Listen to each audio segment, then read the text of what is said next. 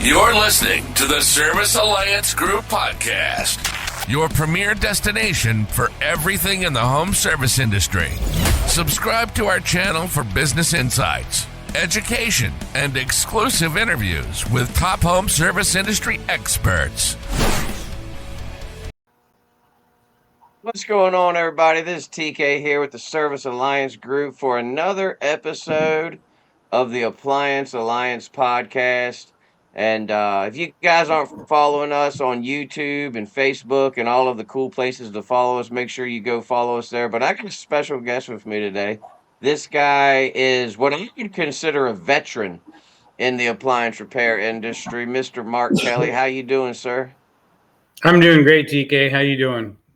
I'm doing good, man. I'm so glad to have you on. I've had the pleasure of getting to know you a little bit over the years. Not as much as I would like to get to know you, so I'm excited for this interview to learn more about you, man, because I know you've been doing this for a really long time. How many years have you been in appliance repair? So I've been full-time for 42 years. My dad started the business 50 years ago. And when I was 12 years old, he would drag me around. So I was doing part-time, being his helper since I was 12 years. So for 50 years, but I've been doing full-time now for 42 years. So, Man, that is awesome. That is really I don't know cool. how to do anything else. Me neither, buddy. I can't even get my computer to work right, as you already can see. So thank God for appliance repair. I love that, man, because I take my sons with me a lot. Riding I have a 12. Well, he just turned 13 this week, actually. I have a 13-year-old son and an about to be 17-year-old son, and man, it is cool to think about where you are and if my kids take over the business or not. I feel like all of us owe it to our kids. If you're a technician out, you owe it to your kids to at least teach them how these things work and how to work on their own stuff and how to be at least halfway mechanically inclined. And you never know, you might be training up the next Mark Kelly. You've been doing this 42 years. How did that transition go from like being the son of the owner to eventually kind of growing up in the business and then taking over after your dad? Yeah, so my dad was he wasn't a businessman at all. He was appliance repairman. He worked for Ward's and Sears and some of that. So he got laid off in the mid 70s and decided, hey, I don't want to do that again. So I'm going to just go out on my own. So he was just a guy who knew how to fix appliances, but didn't know anything about business. So it's pretty much as soon as I started, I pretty much took over. So I started when I was 21 and 20 actually. And, I pretty much ran the business from there. Not very well, it was like, I say for 35 years, people say, have a business, not a job. For 35 years, I just had a job. I made enough money to support my family and, get them through schooling and everything else, but never really made any money. It's been the last 10 years that I finally turned it into a business, so to say. So That's awesome, man. I've always struggled with the growing a business thing, and I struggle with the entrepreneur side of things. And I think if we're being honest, I think most people, unless you're just born, some people are just born with it. But for a lot of us, like me and you, we struggle with that side of it. And I always like to ask this question to people, whether it's on an interview or just in person or whatever. But if you could go back to Mark Kelly when he's 20 some years old, taking over things from his dad, what would be a couple pieces of advice that you would have told young whippersnapper Mark in his 20s? I think was listen listen to those more experienced, 20-year-olds, we think we know everything, right? We have all the answers. We don't need to listen to anyone else. And that was stubbornness was probably one of my biggest problems. I know how to do it. I'm making, okay money, blah, blah, blah. I met Dean Landers when he first brought out the Blue Book, probably 25, 30 years ago.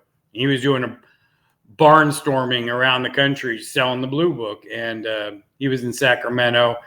And, like you see on the forums, everybody goes, oh my gosh, I can't charge these kind of prices. No one's ever going to pay this kind of rate. No, everybody says that. And I was the same way. Oh, I'm doing fine. Just charging my hourly rate and yada, yada, yada.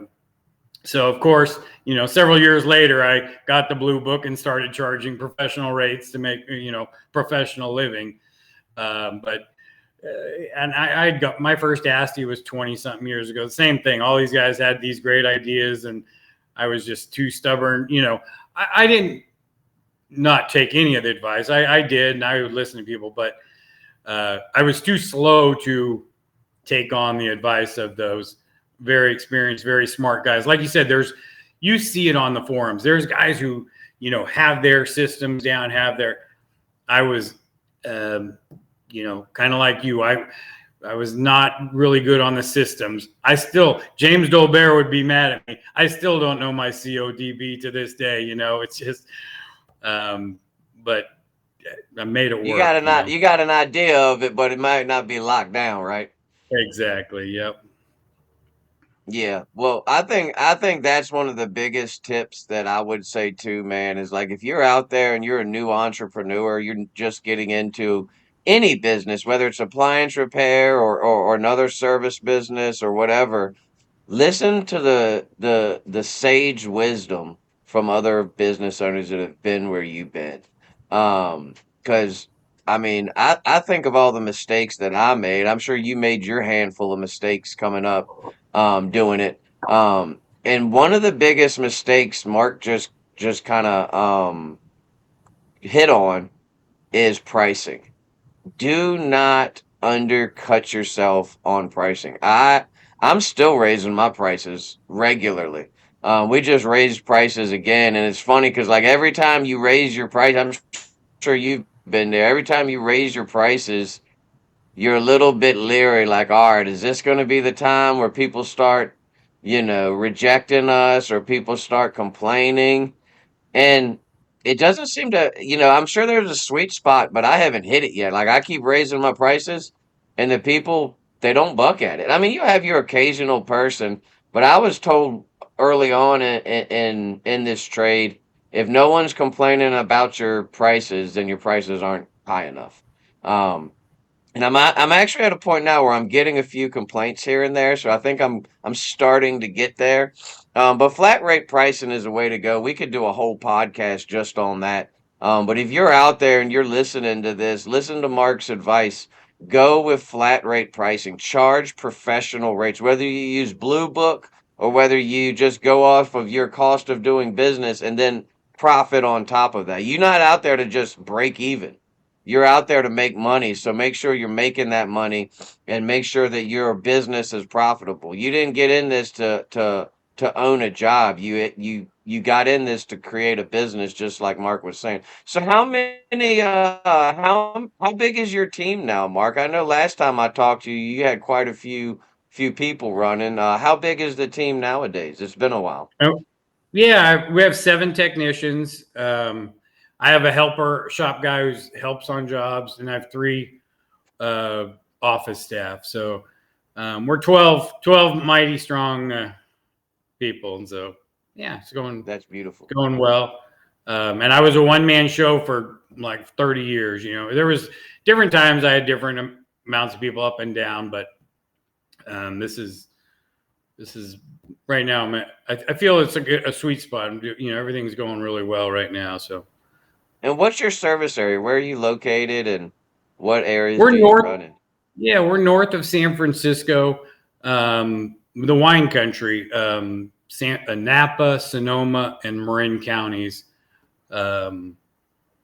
Pretty affluent neighborhoods, counties. So, it's a good good spot to be in. I've lived here all my life, so I don't know any difference. So That's good stuff, man. I've been to San Francisco. We went out to San Francisco a few years ago, me and my business partner, and somehow, some way, we ended up in a hotel in Oakland instead of San Francisco. And let me just tell you, you do not want to get in Oakland, California. It was interesting to say the least. Me and my we were walking around one night and we were getting chased by this homeless man screaming at us. It was no, interesting to say the least.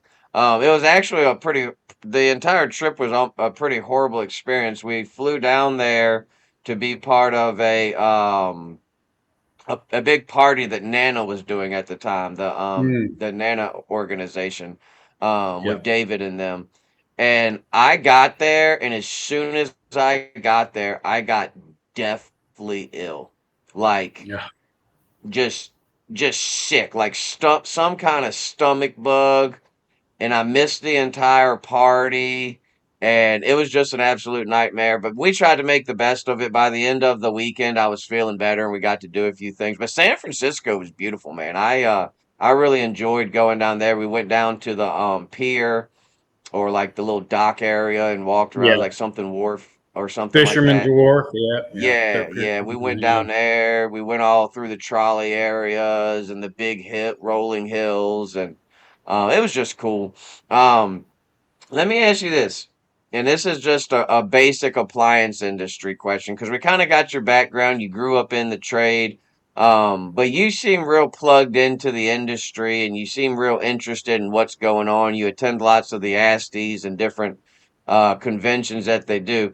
And this is just a question that I came up with as I'm doing these podcasts. I want to get engaging questions. If you could wave a magic wand and instantly fix one thing about the appliance industry as a whole, what would it be? Wow. I think the biggest problem is the kind of the lack of regulation. You just have so many, and I'm sure in everybody's area, but in our area, just so many guys who just decide they watch YouTube and decide, hey, I'm gonna be an appliance repairman, and they're charging $70 service calls, and it just would be nice if it was. I hate to say more regulated or legislated because that's always a big problem too if you get government involved, but you don't see that so much with plumbers or electricians. The licensing requirements are a little stricter, and so it's more professional, and I think that's the one area that's a big problem. Yeah, and a lot of people come into this trade thinking that, hey, because it's unregulated, I can just come in, start a business, and learn as I go. And I've been a Right. big advocate, and I'm not a big advocate for regulation because of my anti-government stance. But I am a big advocate of us as a industry, and through the free market, coming up with our own systems to educate customers that, hey, this is a very unregulated field, and you need to do your homework before you let Jack Joe into your house. And the third party warranty part of appliance repair is just plagued with it. Um, they they go in there and they take a crash course on appliance repair over a weekend, and next thing you know, they're running service calls in their Honda Civic, calling themselves an appliance repair, and they don't know the first thing about fixing appliances. I'm with you on something needs to be done.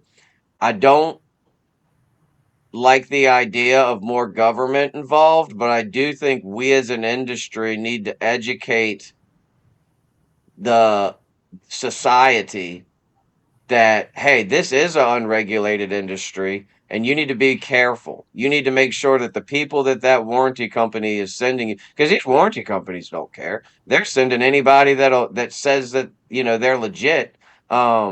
and a lot of them are just straight up lying, to be honest with you. They're not the warranty companies, but the servicers. They're telling them they have the experience, but they don't. And anytime you go into a venture lying, it's going to end up bad. I was thinking about this question when I was coming up with questions to ask on the podcast, and I was on the flip side of what we were just talking about.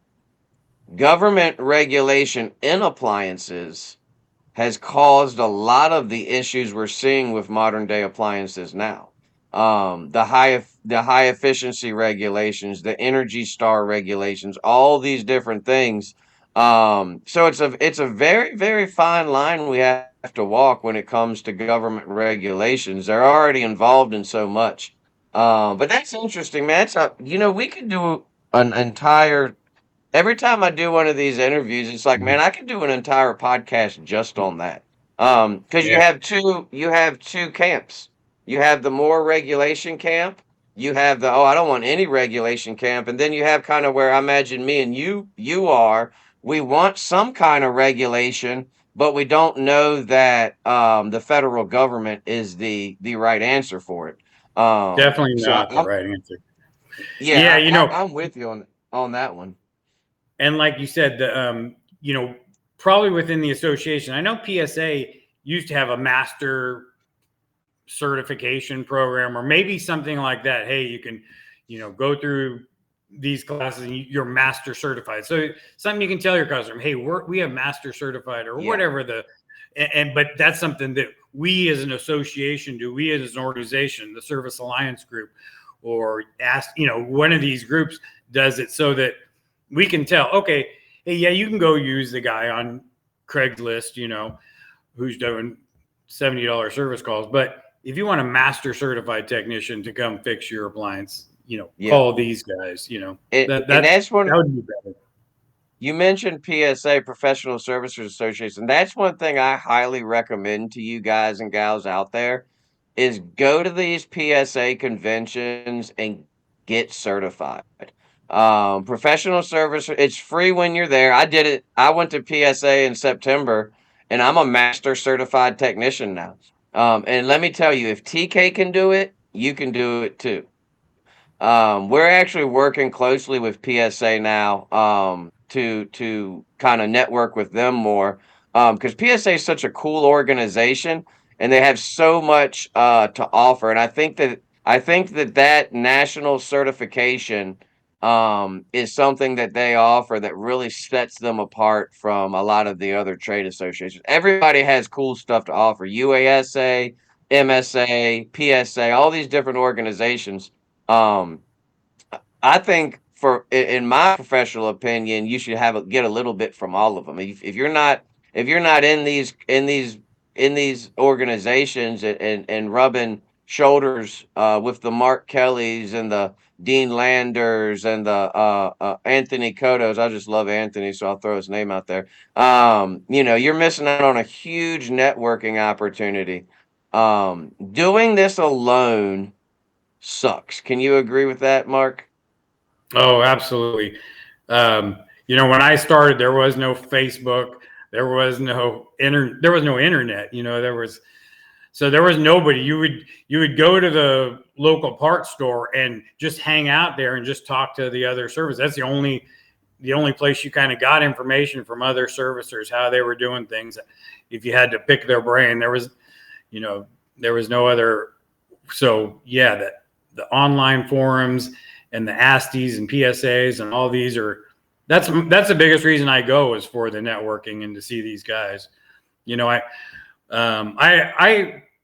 thank Service Alliance Group really for saving you and you for invigorating me to get back.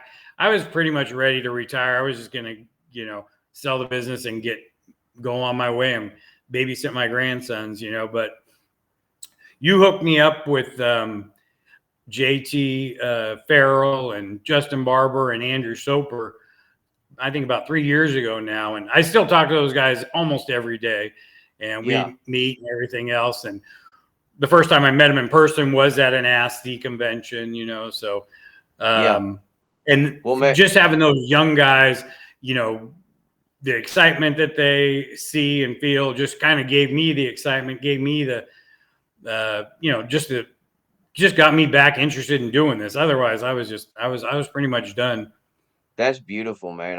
I love that you brought that up. Me and Andrew had an interview the other day. He was actually my first guest, and I love Andrew to death. I love all those guys. I love all four of you, and I had the pleasure of being part of that in the beginning, and kind of helping to cultivate that camaraderie. But you guys were the glue that held that together. I mean, you guys were we did 5 mastermind groups where it was not like the masterminds of today where we would meet once a month, but it was more of a peer group, kind of like UASA's peer groups. Exactly. And you guys were the ones that truly caught on to the vision of what we were trying to do. And anytime peer groups come up, I mention what you guys did. And I'm actually working on getting some of those going again. Because I think as far as value goes, there's nothing more valuable than having a peer group like that. And in the beginning, it might be a little structured and it might be a little routine and it might be a little whatever to kind of get everybody going and you might need a little help. But you guys, you and Andrew, Justin, and JT, y'all are the the textbook example of how it should be. Y'all went through the mastermind, y'all did the stuff, but then afterwards you took it and ran with it. And nowadays, like Andrew told, every time I talk to Andrew, he's like, yeah, we talk every day. I talk to Justin, I talk to JT, I talk to Mark.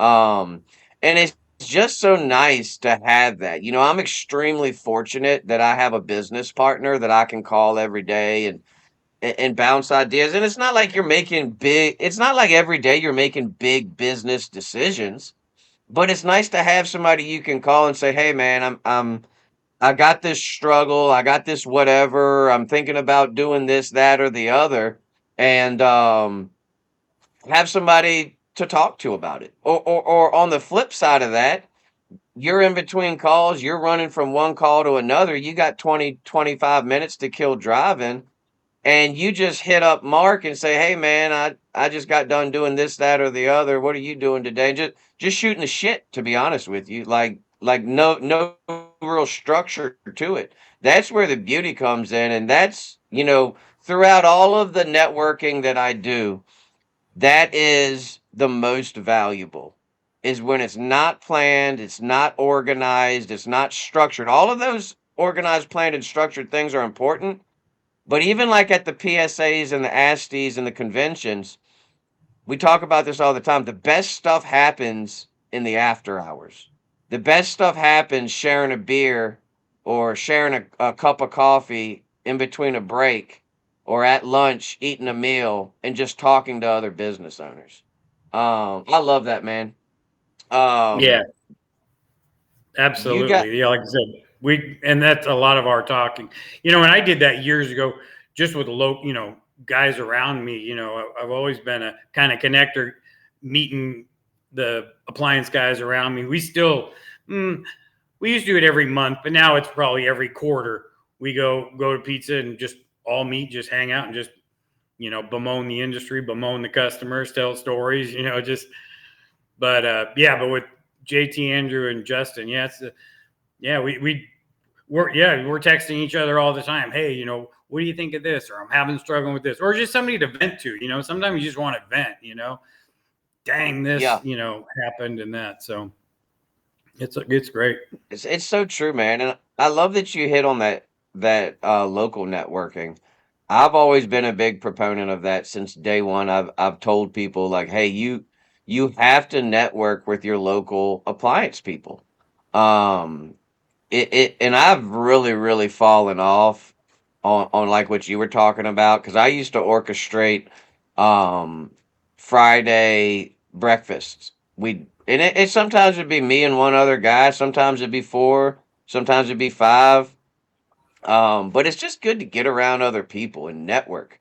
And I love getting around guys like you and the what I consider veterans in the industry, because I got a lot of those in my area, and just sitting there like a little sponge and soaking up all the knowledge and hearing the war. I'll tell you somebody I love hanging out with is Dr. Dan Ibsen.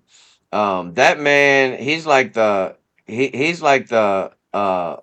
godfather of appliance repair for me. I know he's a humble dude, and he's always reaching out and helping me anytime I need him. And it's just guys like him, it's guys like you that make this appliance repair. And like you said earlier, you were ready to throw in the towel. You're ready to retire and hang it up, and praise God that you were in a position you could do that. But at the end of the day, like, it was the young bucks, it was the Andrews and the JTs and the Justins. They put a fire under you, and you were like, you know what, I'm gonna keep going for a little bit more. And when you're ready to retire, I guarantee you, those guys will still be a part of your life, because y'all have transitioned past being business acquaintances. Y'all are brothers, and that's what it's all about. It's all about having a brother in the trade, who it's like family, man. It's like a big appliance family.